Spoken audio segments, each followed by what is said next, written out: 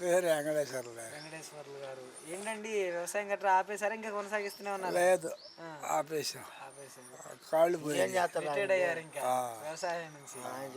ఎలా ఉందండి మరి ఇప్పుడు చంద్రబాబు నాయుడు గారు వచ్చి ఒక 7 నెలలు అవుతుంది కదా, ఎలా కొనసాగుతుంది ప్రభుత్వం? అసలు మాకే నచ్చలేదు. ఎందుకని పెద్ద అయినా నచ్చలేదు? ఏ అన్నయ్య చేయట్లేదు, అదే జనానికి బాధ.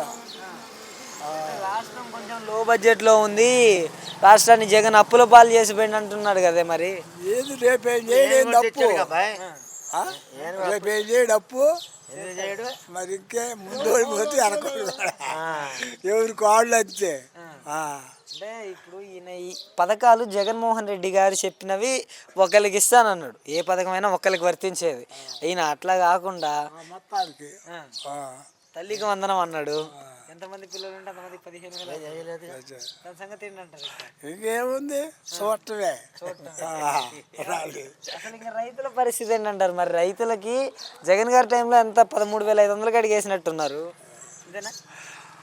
నేను వచ్చిన తర్వాత ఏకంగా 20,000 అన్నారు, దాని సంగతి ఏమైంది? ఇంకా అయ్యేది ఏముంది, వచ్చినప్పుడు అనుకోవటమే. 18 సంవత్సరాలు నిండిన ప్రతి మహిళకి 1,500 అన్నారు. అవి లేవు ఈ లేవు, 50 ఏళ్ళకి పిలిచిన అన్నారు, ఏది లేదు. ఏ చేసినప్పుడు అనుకోవటమే. అంటే ఇప్పుడు కాస్త కూస్తో జగన్మోహన్ రెడ్డి గారి ప్రభుత్వంలో మంచిగా కొనసాగిందా, ఈయన వచ్చిన తర్వాత మంచిగా ఉందా? అది సాగింది కానీ గిట్టినోడు గిట్టని మాట్లాడాలి. అతన్ని అన్నయ్య చెల్లిచ్చాడు, బాల కానీ బేడ కానీ. నేను చెల్లిచ్చినప్పుడు కాదు.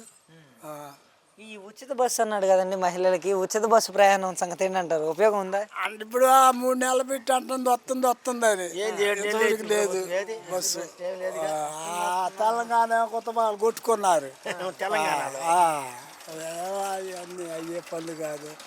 ఆయన నిన్నేది కనకేసేలయ్యా 41 అయిందా ఏంటండి? మరి ఇంకా మిర్చి సంగతి ఏంటంటారు? మరి రైతుల పరిస్థితి ఎలా ఉంది? ఏముంది, దివాళీ ఎత్తారు, ఏముంది రేట్లు లేక.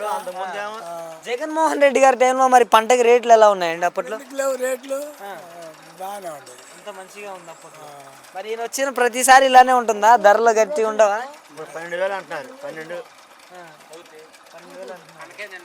చెప్పు బాబాయ్, ఇంకా ఫైనల్గా మరి ఈయన ఈ చెప్పిన పథకాలు ఏవైతే ఉన్నాయో 6 గ్యారెంటీలు సాధ్యం చేస్తాడంటావా? మరి ఏప్రిల్ దాటాలి, ఏప్రిల్ చేస్తాడు, ఏప్రిల్ తర్వాత. ఇప్పుడేం చేయడు కానీ మొన్న అన్నాడు ఏప్రిల్ తర్వాత ఉగాది వెళ్ళాలి, ఏది చేసినా ఉగాది వెళ్ళినా చేస్తానంటున్నాడు. చేస్తాడో లేదో అదే.